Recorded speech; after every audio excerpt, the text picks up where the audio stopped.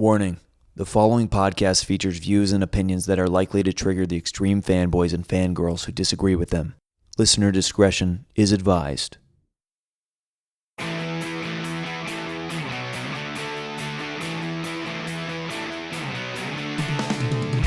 Welcome back to another edition of Hot Takes with Billy Biz, brought to you by Season 2 of Reboot It on YouTube. And it's a Mighty Morphin week because this week on Reboot It, we are rebooting the Power Rangers franchise. And today on Hot Takes with Billy Biz, we are talking about the 1995 OG Mighty Morphin Power Rangers, the movie. Joining me, welcome back to the show, Mr. Adam HLAVAC. What's up? Oh, man, I'm doing great. I'm excited to talk about Power Rangers. Dude, are you ready for this to just depress the hell out of you? This summer, no. It is the 25th anniversary of Mighty Morphin Power Rangers, the movie. Wow. Holy crap. Yeah, that makes sense. It's actually been funny that you bring that up because I've been looking a lot into movies that are celebrating anniversaries this year. And I know some of them are not perfect, like 20, 25, 30, but sure. I was looking and I'm like, oh man, Raimi's Spider-Man, like that's X amount of years old, but then Batman Forever falls in the same category as Mighty Morphin Power Rangers, the movie. They both came out in 95. And I'm like, dude, how the hell has been this long already since these movies have come out? I cannot believe it. I mean, we talk a lot, especially on this show, about some of these summers where the decks were stacked. I mean, 2008 is one that I think is legendary for just one of the biggest movie slates of all time. Yeah. But looking back at 1995, I mean, you had this movie, Mighty Morphin Power Rangers, opened at number 4 behind Pocahontas, Apollo 13, and Batman Forever. Wow. Like, that just gives you the context of how crazy the summer of 95 was. So I wanted to bring you on this episode because you and I, we've talked a little Power Rangers in the past, and I know that you're a fan of the franchise, or at least grew up a fan of the franchise. Yeah. I think we're roughly the same age, give or take, maybe a couple years on either side. But I just want to know, like, what was kind of your history with the Mighty Morphin Power Rangers? As far as I remember, I'm pretty sure I discovered it here in America because it came out in like 1993, I think. And I'm pretty sure, like, I first caught wind of it when I was, like, a little kid. I probably, at that point, was in, like, maybe kindergarten, first grade. I don't really remember exactly. Or probably first grade at that point. And I remember wherever I discovered it, I really ended up falling in love with it, mostly just because I was always into superheroes. So to me, like, Power Rangers were just kind of an extension of that. I never had really seen them on the comic book stand, next to Marvel or DC. But there was just like this thing about them that I was like, oh, this feels like more of the stuff that I love. And then I moved to Europe for a couple years and I went to school there. And the only way I could watch Power Rangers was on German television. So I didn't understand a thing that they were saying most of the time. But you kind of can watch Power Rangers with the sound off and you get a pretty good concept of like what's happening. And you're really, as a kid, you're there for the morphing sequences and the dragons and the Megazords and the Dragonzords and all that stuff anyway. So I just kind of like followed it even through language barriers. And when I came back to America, it was like right when the movie was coming out. So that was like a huge moment to come back and like, oh, cool, now I get to experience a movie. And then I just kind of kept up with it all the way through Power Rangers in Space. And then after that point, I got into the tail end of my middle school years into high school. And then I kind of fell off. And, I still follow it. We just had the movie that came out. So I've always considered myself a fan of it. I'm definitely not somebody who's watched all 20 some odd seasons of the show. But every time there's a movie that's come out, I've watched, the Mighty Morphin Power Rangers movie, Turbo Power Rangers movie. When the new one came out, I watched that. And I'm always kind of like keeping my ear to the ground to see what's happening with this franchise. And I'm always interested to see what they're doing next. And I mean, we even had an RPG here at Hyper. It was Power Rangers, like an official Power Rangers RPG, which was really, really cool. So I feel like it's always kind of followed me throughout my life. And I think the biggest appeal to me was that it just felt like it was another superhero franchise that I could kind of fall in love with as a kid. I love the idea of a German dub of an English dub of a Japanese show. Yeah, it's very The interesting. telephone. I would love to see the subtitles on that because like 3 translations later, it's got to be a little off. Yeah, for sure. And I mean, I've definitely gone on YouTube and I've searched for like the German translations of it, and I've watched little clips here and there, and it definitely like brings back a lot of memories of watching that show when I was a kid. But yeah, it's very fascinating to then come back to the United States, and in the U.S. they were a season and a half ahead. So it was crazy to come back and have like Alien Rangers, and they were like on the verge of going into Zeo, and I was like, "What is happening? Who is this White Ranger?" So, but it was really fun to just follow that throughout my younger years. I had an interesting journey with Mighty Morphin Power Rangers the movie. I was the perfect age for the TV show. I was the target audience at the right time. I was in 1st grade, I think. And yeah, that was a no-brainer. Who were you if you didn't watch Power Rangers?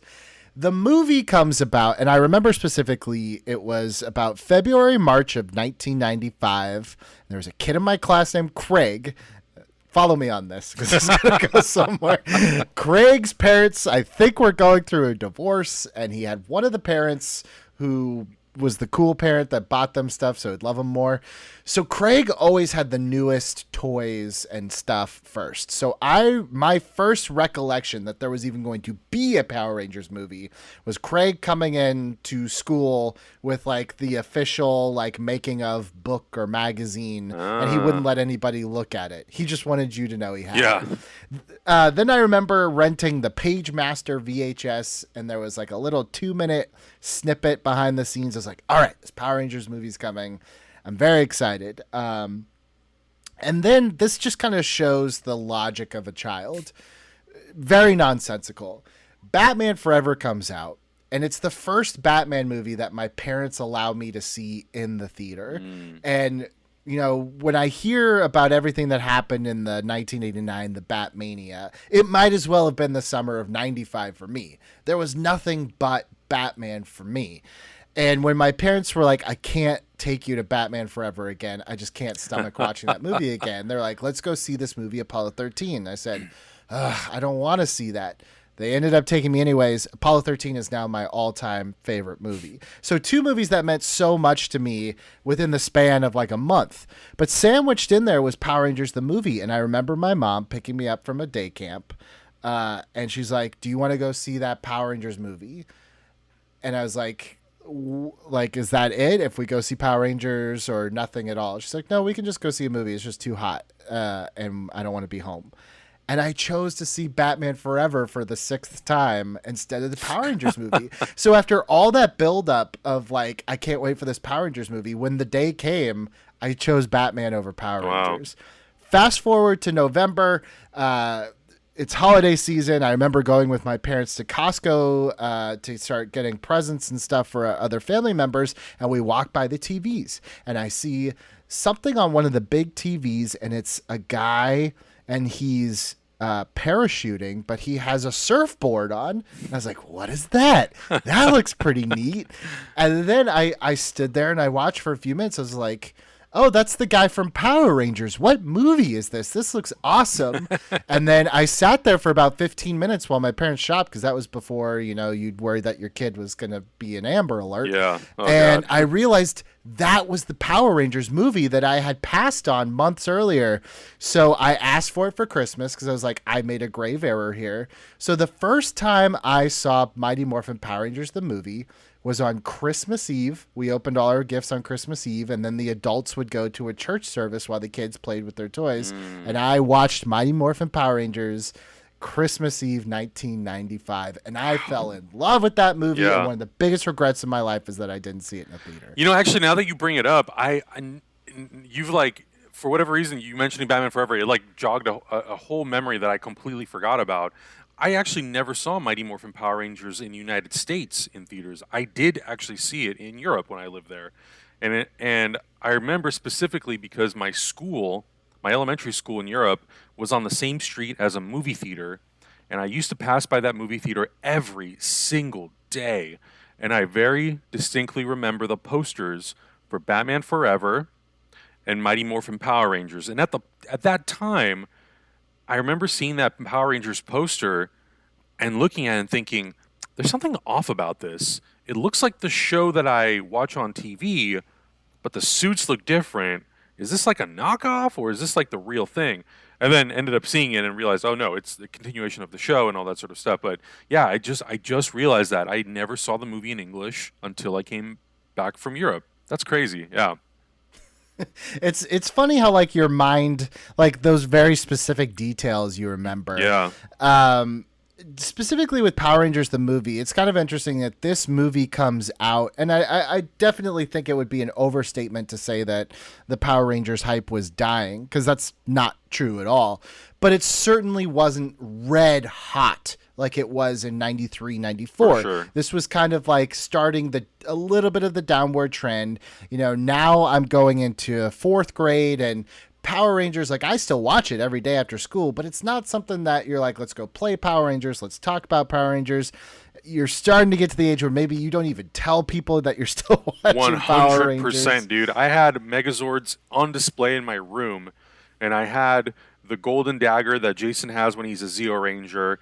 And I remember when kids would come over, I would hide that stuff because people would always make weird comments, and you're like, all right, I don't want kids to know I like Power Rangers, so I guess I'm going to hide these figures and put some dumb comic books or books like in place of it.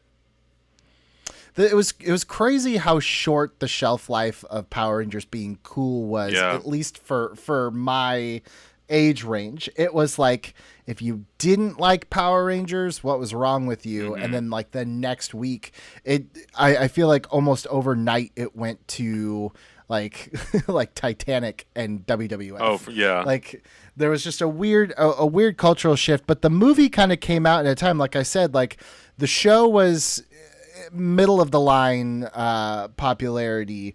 The movie comes out and is just swallowed whole by these blockbusters that we've been talking about. And that's not even saying what came before and later in 1995. 1995 was a huge year for movies.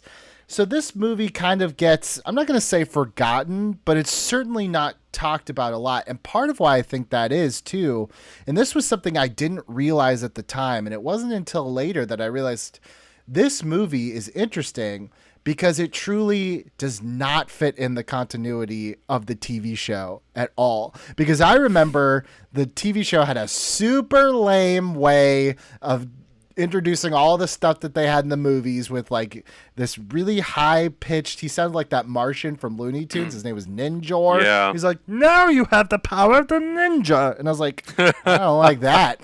And their masks completely changed. They like fully covered their faces, so you couldn't like see the stunned people playing them. And you're like, what is happening in this show? This is so like different from the movie. So I guess now, like, with the benefit of hindsight, it kind of makes me love the movie even more than I did, because the movie truly stands on its own as this weird kind of piece of, it's almost like a time capsule. Like, if I had to tell someone what Power Rangers was in a nutshell, I'd be like, actually, just go, don't even try to, like, pick the 10 best episodes. Just go watch that first movie, and it's everything pretty well done in, like, 2 hours. Yeah, no, I agree. And so you actually gave me the Blu-ray for the movie, and I remember, I think the day or two after you gave it to me, I ended up watching it.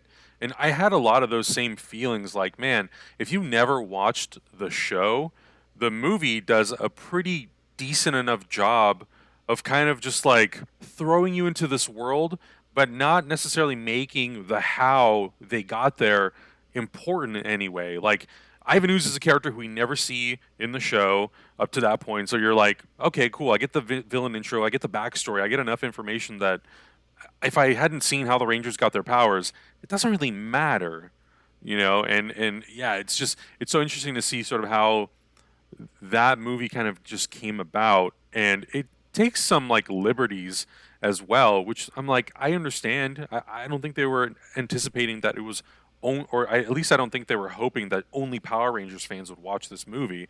I think they were hoping that like anyone would be able to get captured by whatever they were hoping, whether it was the visual aesthetic or maybe the trailers or whatever it was. So yeah, like I definitely think it's a movie that you can just watch, and if you've never seen Power Rangers before, the person next to you could like in one sentence explain the backstory if they needed to.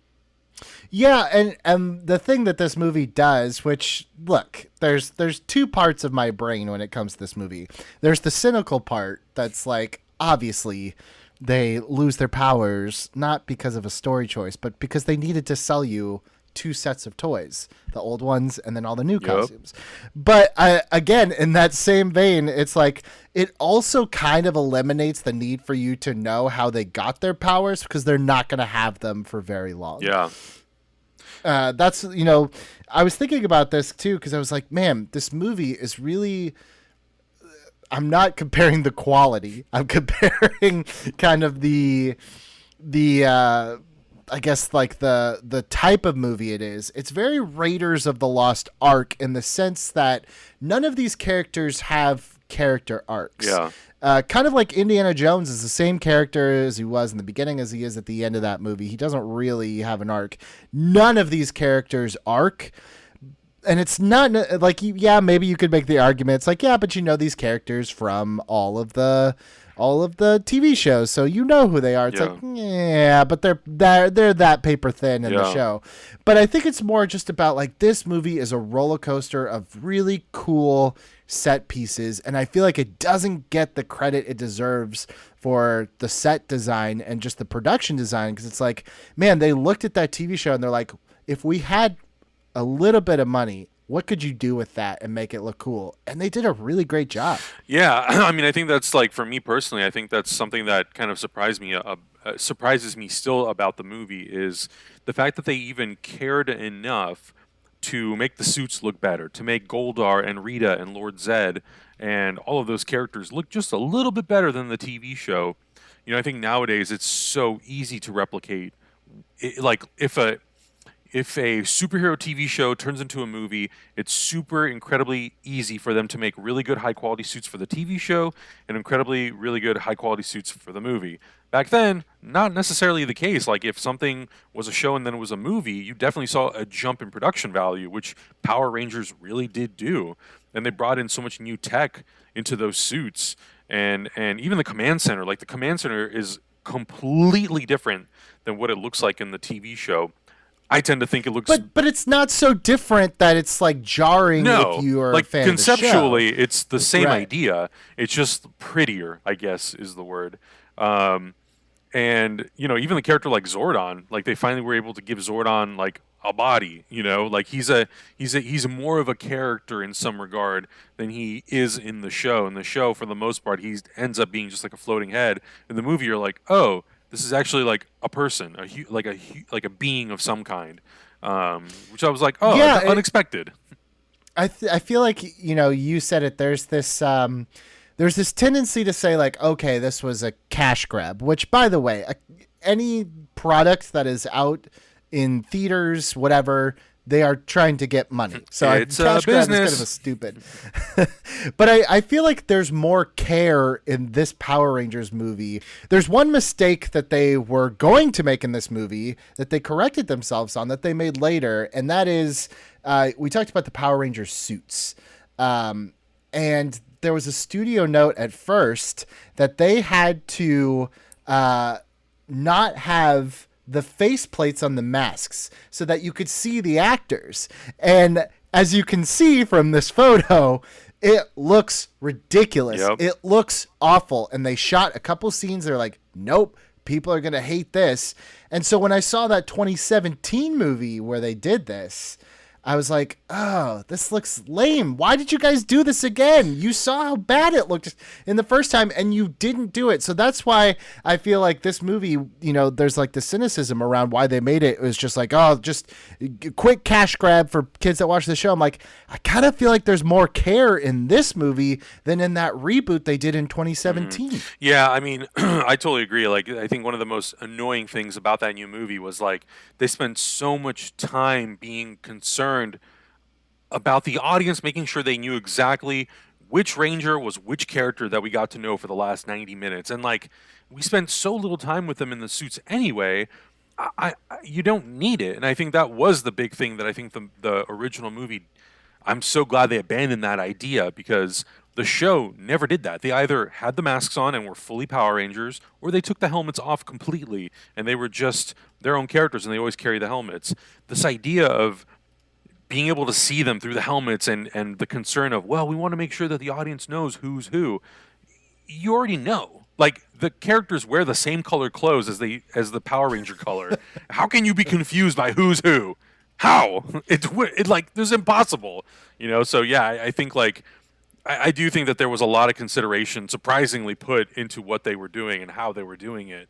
And I would love to know a little bit more about the making of that new one, to think like, who had the final say, and why were certain things done the way that they were. Because yeah, I definitely think that the original movie did just a better job overall of capturing what that show was and being an extension, even though you don't need the backstory of the show to see that movie. Whereas the new one, it is a big enough departure from what Power Rangers was that you kind of walk in and out of it and you're like, yeah, but the thing that I remember that I loved as a kid is not even present in this. At least that original movie still kind of embraces that cheesy, sort of like campy vibe that the show has, but like that's what Power Rangers was, in America at least. Right. And I think, that's kind of what, I watch Mighty Morphin Power Rangers, the movie, like maybe once a year. Like, it's still, I think there's like an earnestness to, it knows what it is. It knows who it's for, and it's not ashamed of it, and it's not trying to hide it, and it's not trying to upscale it. And I think, look, this episode is not an indictment of the 2017 movie, but it definitely like raises the point that I feel like this one is more successful for me as a movie, because it feels like it's confident in what it is. This, I would say, the Mighty Morphin Power Rangers, the movie, feels kind of like a Raimi Spider-Man, in the sense that it respects its material. It knows it's a little goofy, but it never tries to be something else. Yeah. Whereas I feel like, the 2017 is more like one of those early 2000s kind of Marvel movies that's maybe a pinch embarrassed of the source material. It's like, yeah, we'll make him the Punisher, I guess. Maybe we'll have him put on a t-shirt for 5 minutes that's the logo. But other than that, I'm not doing that. And I feel like that's what makes this Power Rangers just such a good, well, I don't know, maybe good movie is a stretch. But I still enjoy it. I still think, like you were saying earlier, it's very much a time capsule. Like, it's very much of its time. But I think like there's a charm about that is enjoyable. There are certain movies that when I watch them, I do kind of want to feel transported back to the time that I saw it in. I don't think every single movie that is released throughout the history of time needs to, in some regard, be, timeless. I think some movies end up being timeless just by the nature of what they end up being. But I think it's totally fine for that movie to be very, very mid to late 1990s. Like, I think it's totally okay. But I think there's only one part of this movie, and we'll talk about this part a little bit later. There's one part of this movie that super dates it. Otherwise, I feel like this movie, like, if you showed like a 6-year-old kid this movie today, probably would have the same level of acceptance that we did as kids. Mm-hmm. Because there's not a lot of jokes that are pop reference or pop culture references. Yeah. That's always the thing. Like, anytime I watch a movie where, I was just watching Heavyweights before this because it's my all-time favorite comedy and I like to watch it every now and then. And one of the kids was like, I'm not very good at sports. And the other kid was like, yeah, and I'm Deion Sanders. And I was like, would any kid that watched this today even know who that was? Pop culture jokes are always tough. I feel like Power Rangers steers away from it because it's in this weird universe where it is Earth, but not quite an Earth we know. Like, there is no Batman. There's probably no Beatles. No one ever references any of our Earth pop culture things. So it has that kind of timelessness to it. Plus the fact that they're in this like mystical jungle for most of the movie. And this is going to sound really weird, but I think also the fact that movie was made in like Australia, Right. also helps Right. because you're not looking at it being like, oh, it's New York from the mid '90s, oh, it's LA from the mid '90s, it's Chicago, it's this. I think for people who are Australian, yeah, for them they're like, oh, that's Sydney in the mid '90s, but for American people, most of us have probably not been to Australia. So we look at it and we're just like, oh yeah, it's Angel Grove, it's their city, it's where they live. So I guess, yeah, that also does kind of help play into the timelessness of that thing. And yeah, I guess they don't really reference too much pop culture, but even the stuff that they do, like they have Van Halen playing at the end of the movie, but Van Halen already was like, you know, had already existed Right. for a while, and like everybody still today, unless they're my brother's age, I guess. I don't know. They probably don't know Van Halen, but I think that is also like a really big difference between that and the new one, which leans a little bit more into like making pop culture references and stuff. I mean, the Krispy Kreme thing in that new one Oh is yeah. relentless. So Um, I when I saw that movie opening weekend, the new one, I went to Burbank 16 and Kevin Feige was in the theater with me. He wow. was like it's like 6 rows ahead of me watching that movie. And I've never in my life wanted to walk up to a person like that and ask them, so what did you think about that movie? Because he's in there fishing for whether it's the actors or maybe the director, Dean Israelite, if he was like, oh, maybe this guy has some promise and potential to help us come build a Marvel movie. I'm convinced now that that's happened. I'm convinced that on the opening weekend of Creed, Kevin Feige was in the theater watching that movie and be like, we got to get this filmmaker in here. But yeah, I think that's like the fascinating thing about that franchise is it's evolved. Like I think the show has evolved into being a little bit more like up to date to a point, but I think the movie it like went in such a crazy different direction than like what the 95 one did. And I think it has this timelessness, but it also has like this charm that even though it's not necessarily a great movie, there's something still intriguing about it. Like I still enjoy watching it once in a while randomly when I'm just like doing other work, and it's just like a fun rewatch. It's like revisiting old friends that you haven't seen in a while. It's also interesting too because we keep referencing the 2017 movie, but you almost forget that there was another theatrically released Power Rangers movie with Turbo, a Power Rangers movie, where they did the opposite of everything they did with this movie. This time it was very much in the style of the TV show. The costumes were from the TV show, and it directly was the continuity. If I may be mistaken on this, or this could be something that they did way later, but I even think they may have cut up the movie into episodes in a syndication package at some point. It's possible. I definitely know that they lifted images from the movie into like the intro of the show, I think, or they like redid it so it looked like it was from the movie, but it was the show. But yeah, I mean, Turbo for sure was definitely like this is the show on a big screen, and then next week you can catch it back at your house, Right. which was definitely different from this movie.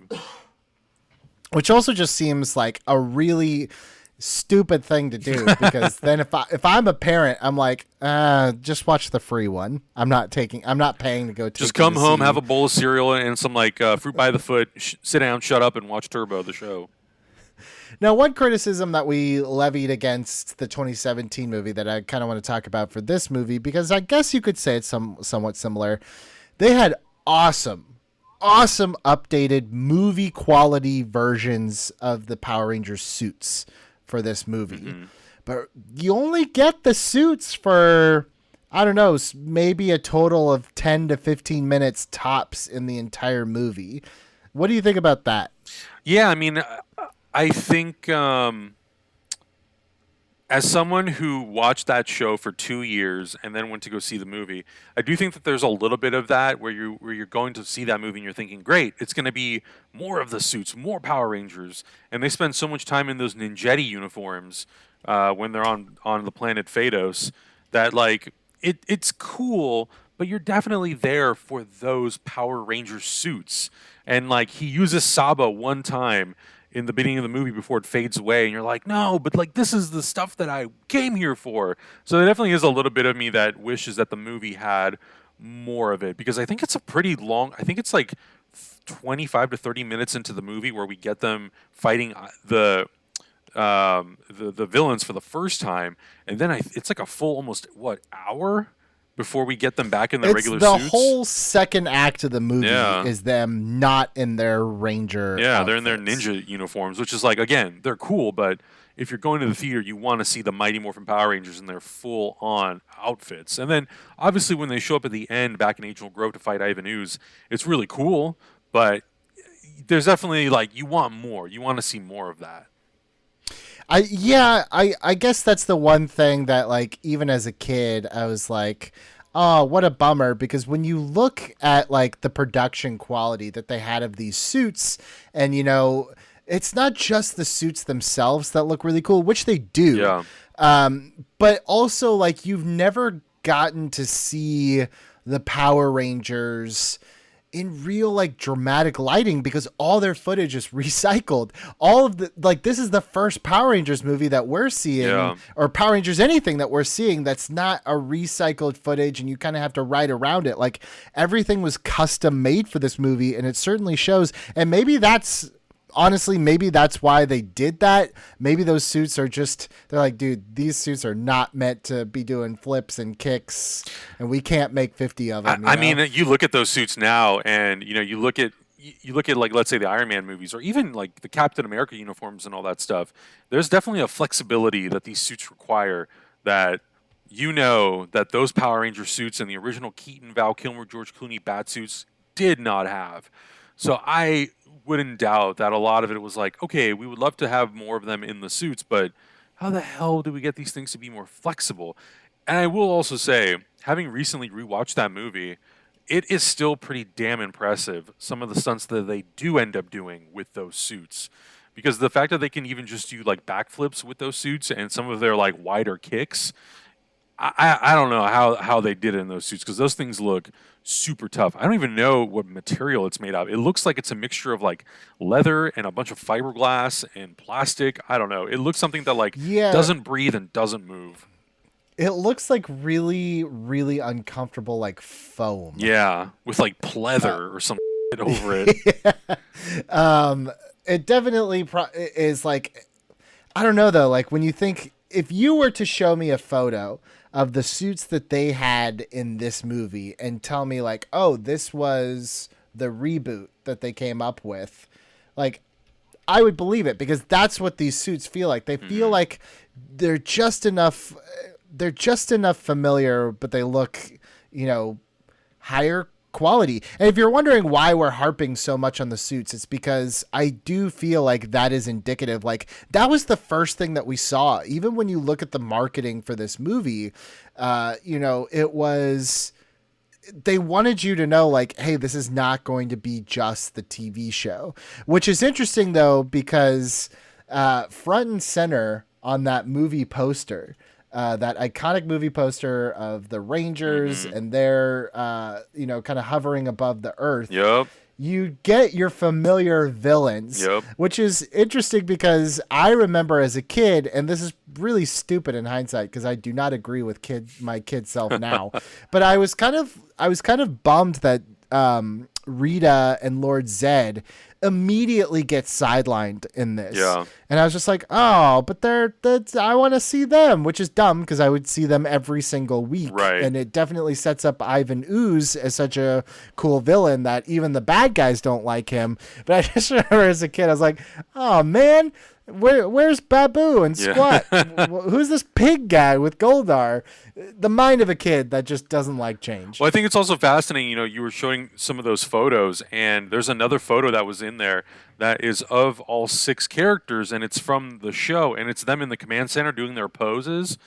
And to me, you know, growing up on that for, like, the last 2 years, or at least, like, having that version for the last 2 years, and then seeing that poster, and I think the teaser poster that came out before that one, it's just the I think it's just the helmets. It's the helmets, and it's just all silhouetted. And even I remember looking at that and going, like, dude, this is like, what is this? It's Power Rangers, but it's all silhouetted, it's all dark. And then the other poster comes out. Yeah, it's this one. It's all the silhouettes, which I'm like, awesome. But then the other, like, character poster shows up, where you have, you know, all the Rangers with the new, like, the silver logo, and then you have, yeah, Lord Zed and all these characters at the bottom, and you're thinking, like, okay, this is definitely Power Rangers. These uniforms, they look a little different. They look a little more upgraded. This could be interesting. But yeah, and I sometimes I forget about the cinematography element of it because yeah, it's recycled footage, but this was the first time that United States got to make their version of Power Rangers and seeing them in that dynamic lighting, and it was just like a very interesting thing, like a very unexpected thing, which I think now thinking about it, I think there's it's like another thing to appreciate about that movie that like wow, they really just wanted to take what that show was and elevate it to something to make it like more appealing or cooler without not losing sort of like the element of what made that show so good. Yeah, it's funny because you would think with the elevated visuals that they would be also tempted to, like when you look at some of the mood lighting, especially like the very first time that we see them kind of suit up, it's done in this very dramatic kind of way. It's so dope. It's quite impressive, and everyone gets kind of this hero moment that you'd feel like, there's this temptation to be like, okay, if we're going to visually make this into something so much more superior, maybe we need to make it a little more gritty or add a little more attitude. And they resisted that urge. And I feel like that's why it feels like such a natural extension. Let's talk a little bit about Ivan Ooze, because you mentioned him earlier. And I've seen, I feel like at least once a year, maybe a little more than once a year, I see people on Twitter who go, did you know the guy from Raiders of the Lost Ark was Ivan Ooze? It's always something that's like people discover every couple of years. But I think recently it was who was it? Not Drew McWeeny. Who was it? Somebody in like our like world who was just like, what? This is the same actor? And I was like, you bet it is, bud. That's why I feel like Ivan Ooze he must have had a blast doing that role, because there's not like sometimes you can watch a movie and you'd be like, well, that actor hated that. For sure.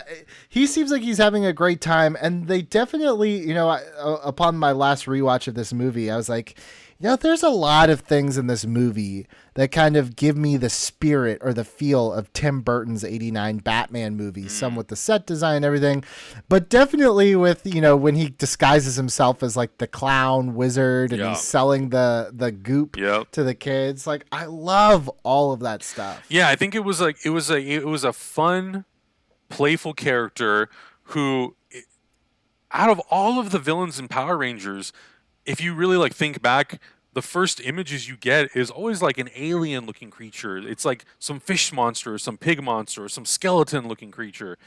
Ivan Ooze, I feel like, is one of the very, very, very few Power Rangers villains that had like a human form and looked the most human-like out of all of them. And I think that he was still kind of scary in that sense. Like he did feel like this Joker-esque type of character who like looked like an eccentric clown or like this eccentric like magician, especially when he looks like Gandalf in purple. That was that part is like very, very silly. But yeah, I think there was something just about that character and the voice and like the like he was so just eccentric and all that stuff. And I think that's like what kind of made him a fun villain as opposed to just being a villain who, like in all the other shows, was voiced by Bryan Cranston and just had like a terrible costume. It is so crazy to me, by the way, that Bryan Cranston is so intrinsically linked to Power Rangers of all things. Of all people, who would have thought that Bryan Cranston would have been the guy? Yeah, I absolutely love Ivan Ooze.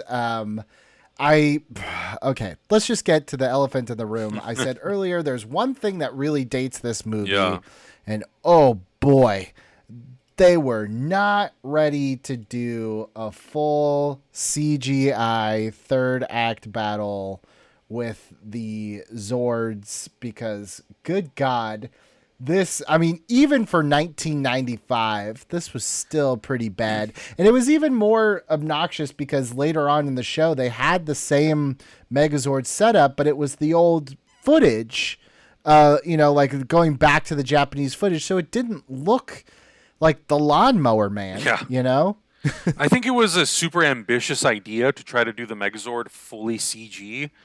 And I can see what they were trying to go for. Like I think they were, I don't know. I think they were probably just like inspired with things like Jurassic Park and the stuff that came before a couple years, and they were like, "Oh, if Spielberg can make dinosaurs, we for sure can make a big walking robot that can fight another big creature."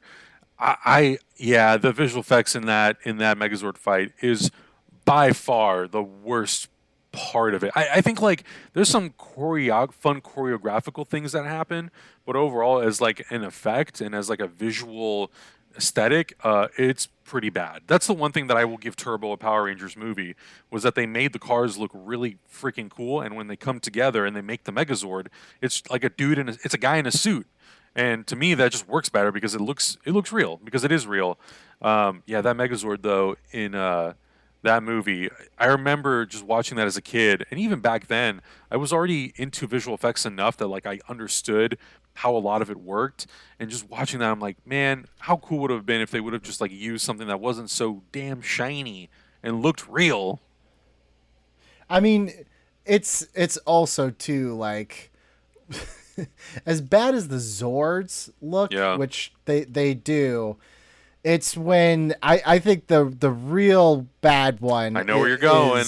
Is Ivan Ooze when he takes over as My God. as he takes over. I don't even know what he's like. You know, they're the whole movie. They're looking for some MacGuffin, something that he left on Earth Yeah. that he's got to like fill his oeuvre with to become like a Zord-sized thing, and it's rough. But I will say one thing that I do think that they did well, like way better than the show during all this, is the actual cockpit of the Zords.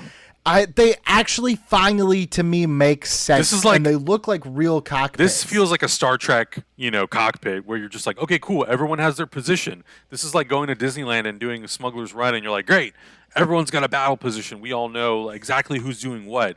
Whereas in the show, it was just like, yeah, those two were there, and then you had two here, and you're like, all right, you're just kind of paying attention to what's happening in the middle with the two Power Rangers. Whereas this, you're like, okay, cool. This one's controlling that weapon, that one's controlling that arm, that leg. It made a lot more sense. So yeah, like I think the cockpit was the one thing that I was like, oh, thank God, you finally figured out and made a cockpit that makes sense, and I can see everybody. I also just think the ending of this movie is so weird that they're like, oh guys, we're cornered. Hit the kick him in the balls button. Yeah. There's also Like it's such a kid's movie ending. 100%. There's even one shot I remember.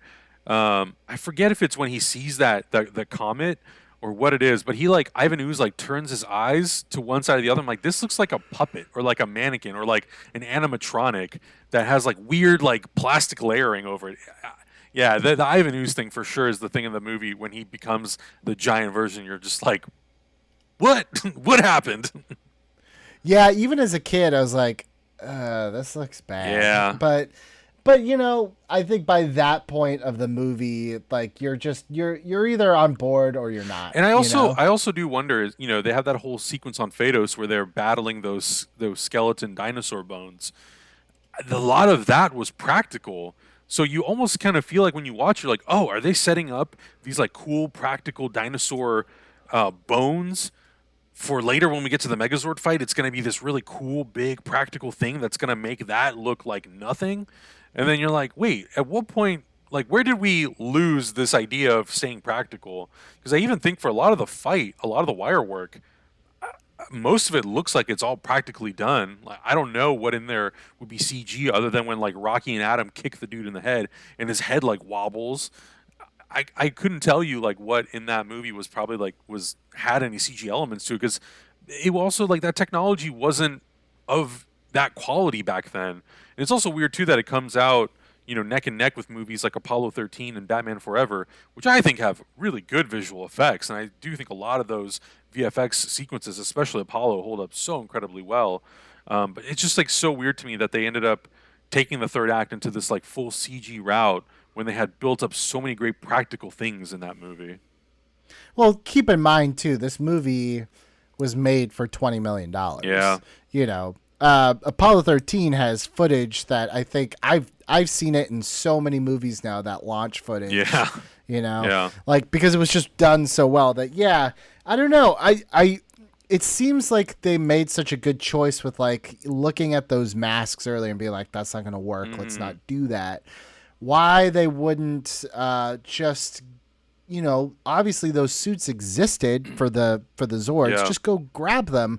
But there's a couple times in the movie where it's like another one that kind of like is baffling to me. And honestly, it's not that big of a deal. And now we're like seriously picking nits. Yeah. But when you look at the character of Goldar always to me looks just like a hair off compared to the TV show. He looks a little fatter. He looks like the armor is bulkier. It really looks like someone looked like freeze framed an episode of the show and then just tried to remake it as best as they could. Yeah. I'm not sure why they didn't just get the actual Goldar suit from Japan. Just call that company. Yeah, for sure. And it feels like, they tried to do some stuff. I don't remember if in the show his eyes were also red or not.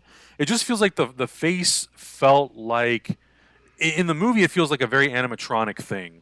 Whereas in the show, I'm sure it probably was animatronic, probably, but it just feels more real. It feels like it's like definitely, I don't know, there's just something about it that makes it feel different from the movie, that the movie kind of is just like you're saying, it's just off by a little bit. But it's such a small. Yeah. Like if you had never seen the show before, No, you or would the never character, know or care. No, you would, even if like you're just looking for a fleeting moment, it doesn't seem that strange. Yeah. I do kind of miss Rita's minions, her other minions. I'm not sure why they went with that pig character. He was Yeah, because I don't know. really Does liked that? him. I honestly do not remember anymore if that character shows up in the show. He does not. In fact, in the show, I believe like they bring in like Rita's brother or cousin, Rito. Right, the giant Yeah. walking skeleton with the army, Yeah, with the army exactly. helmet. Right. That's right. I totally forgot about that. Yep. So yeah, look, I get it. There's also, like I said, this is the first Power Rangers thing that they had made where they're like, we're kind of on our own here. We're gonna have to make all this stuff for ourselves, and maybe that's a little bit of why this movie has its own kind of spirit. Like, look, I'm completely projecting, and I have no evidence that this is what it was, but it almost feels like they were like, can we do this Power Rangers thing on our own without having to rely on something that was already made for us? Right. Like, there almost feels like there's that spirit to it. Yeah. No, for sure. And I mean, Power Rangers has such an interesting history, and with where it started and how it got to America and all that sort of stuff. I would love to, and maybe some of the documentary pieces on the Blu-ray talk about this a little bit, because I know they have one that's kind of extensive and goes into the making of the movie. I would love to know if it addresses sort of like if they had restrictions, if whatever rights Haim Saban had or Saban Productions had, if those things prevented them from being able to use the original suits or the original look of the suits or Goldar's original suit, and if they just had to recreate everything because they just weren't given access to those sorts of things. It would be interesting to find that out and to see maybe if like it was a learning lesson for them. So when they did Power Rangers Turbo, they were like, oh, you know what, we should just get the suits from the show. But I don't know. There's definitely a lot of elements of the movie that I think a lot of people overlook sometimes because they just think like, oh, this movie's terrible. I'm like, oh, yeah, but like it's also Power Rangers, so you kind of just accept it for what it is. Like I'm not expecting it to be the Dark Knight. Like it's But it's Power also Rangers. like it's not as bad. Like you're like Power Rangers isn't great, but it's like sure, but McDonald's isn't great, but I still enjoy McDonald's. I totally agree. I mean, look, I'm somebody who really likes Batman Forever and Batman and Robin. So, same.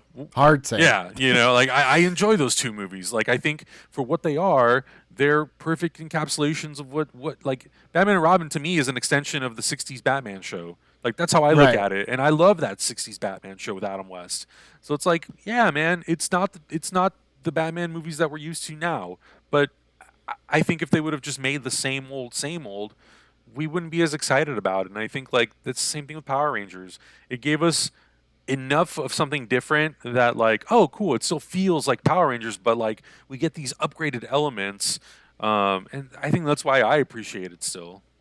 And they even like took the chance of expanding the mythology a little bit. Like I still think one of the coolest things is like I always wondered, I'm like, what does Zordon actually look like? Yeah. And to be able to just like, I don't know if that's what I pictured in my mind, a grandpa in a turtleneck, but they definitely swung for the fences. I mean, he looks like he came from Krypton from 1978, pretty much. He just looks like a giant baby because he doesn't really have limbs, or at least he doesn't use them. No, not at all. But I do like, because it does fit in with, like, I always thought Zordon was such an interesting character because they give him one of the craziest backstories in a sentence in the pilot of Power Rangers. It's just like, oh yeah, he was just trapped in a time warp. You're like, what does that mean? And why is he just ahead? What is that? Yeah, 1993, you're like, oh, I don't get that. Now 30 years later, you're like, okay, I have a little bit of a better concept of like what they're trying to go for. But back then, you're just like, oh, what? But then also, like, and again, like, I say this a lot, and I don't mean it as a slight. I really don't. But I just think that we watch movies differently. We watch movies Marvel cinematically, which kind of bothers me. And I always use the example, I think if Back to the Future came out today, audiences would not be able to get over the fact that Marty McFly was friends with Doc Brown with no explanation. It would be nitpicked to death. And to me, that is the ultimate killer of a lot of my enthusiasm for watching these movies, to be totally honest with you. When we were watching, I forget, Zach and I were watching some movie, and somebody in our chat room was nitpicking it a little bit. And we both like looked at the camera and we're both like, dude, this is a movie that has like aliens and superheroes and this and this and this. And like, you're worried about the shape of a helmet? Like, who cares? You have to just allow yourself to you just have to suspend your disbelief and remember, I'm watching a movie about alien beings or human beings who inherit some alien power and they're superheroes because of it. And they have big giant martial arts fights with these giant walking crows or ravens, whatever the hell they're supposed to be. Like, oh, come on, man. I agree though. I think like Back to the Future would be a movie that nowadays people would just like, they would take the whole thing apart. I'm like, nah, man, that's not the point of the movie. One thing that we haven't touched upon, I just want to touch upon real quick as we start to wind things down.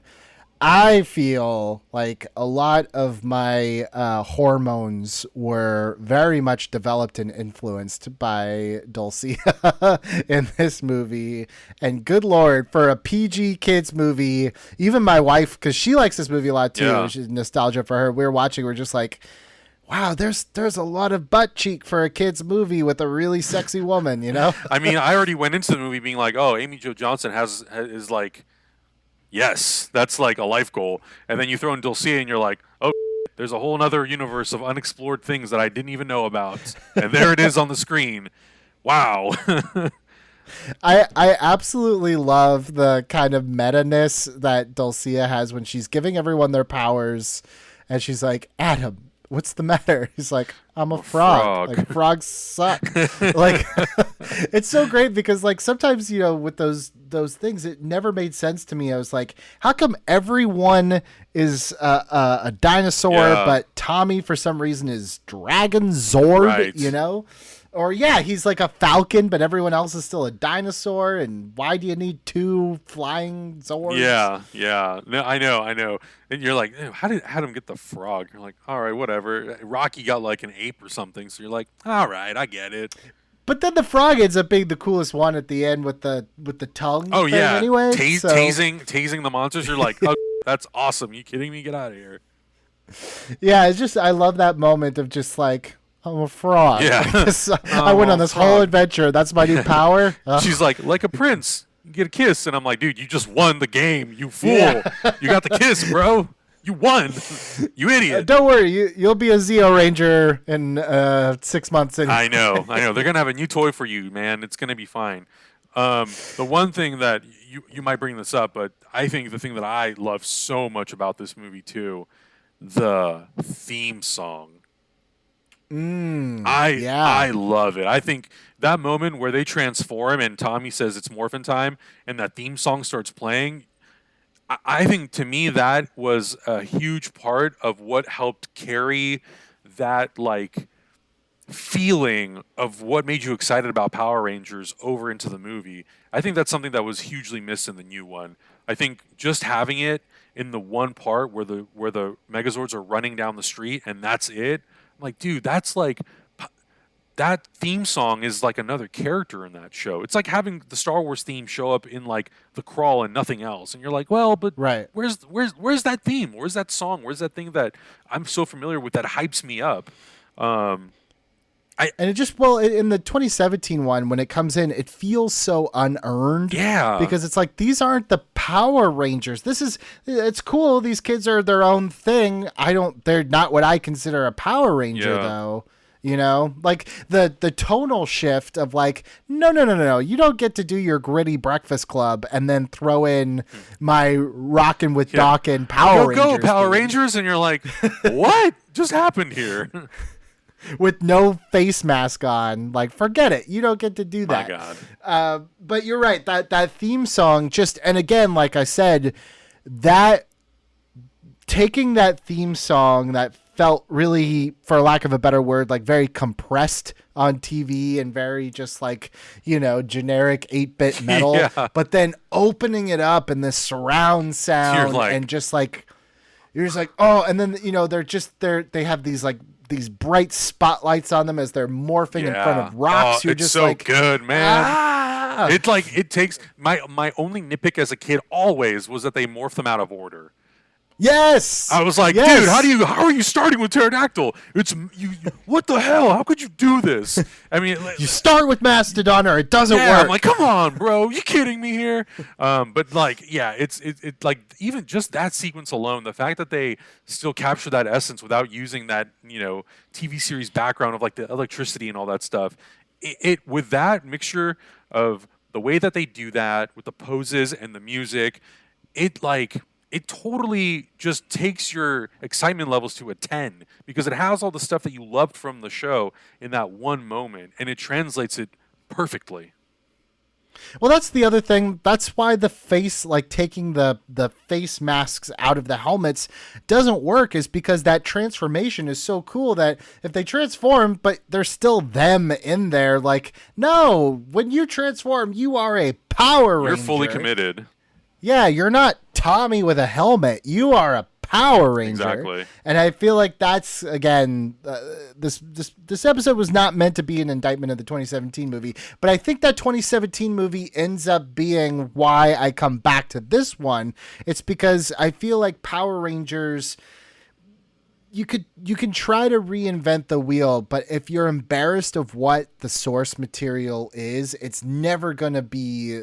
It's never going to be what it needs to be. Yeah, I think it's a really tough job to try to take what that franchise essentially is and turn it into, the Dark Knights or the Winter Soldiers. Or I think there's a lot of elements in that movie and the new movie that I think worked for me, particularly the relationships between the characters when they're not Power Rangers.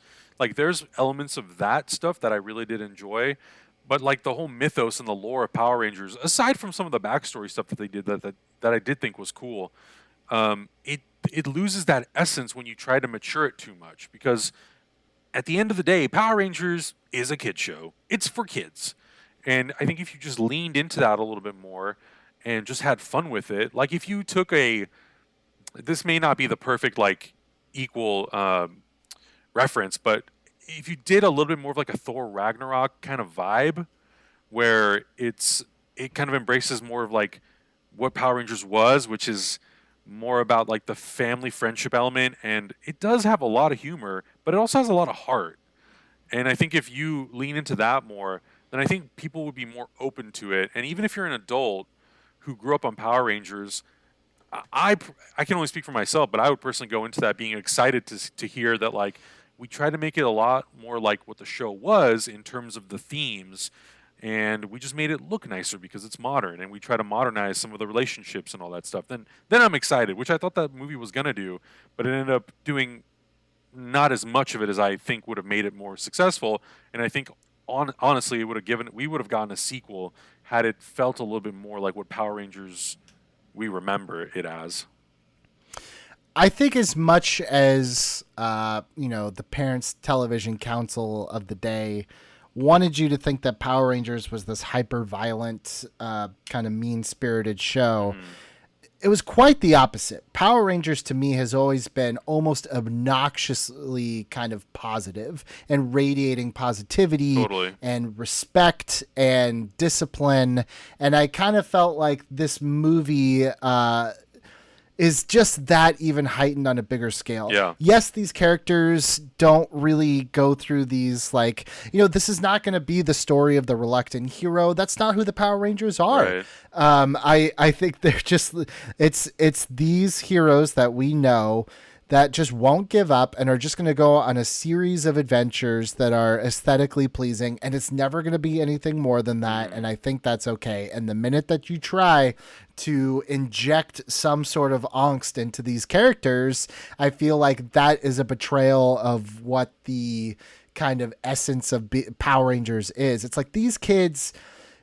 Granted the pilot, but even in the pilot, like these kids kind of jump right into this. And it's like by the end of that first 22 minutes before the next 29 years of this show, they are ready without any question to jump in and be the good guys because that's just what they do. Right. There's never like should I be a Power Ranger? It's like, no, how can I power range the rest of my life? No. And I definitely think this movie is just like the biggest, baddest, boldest Power Rangers episode. And for that, I adore it. Same. I totally agree.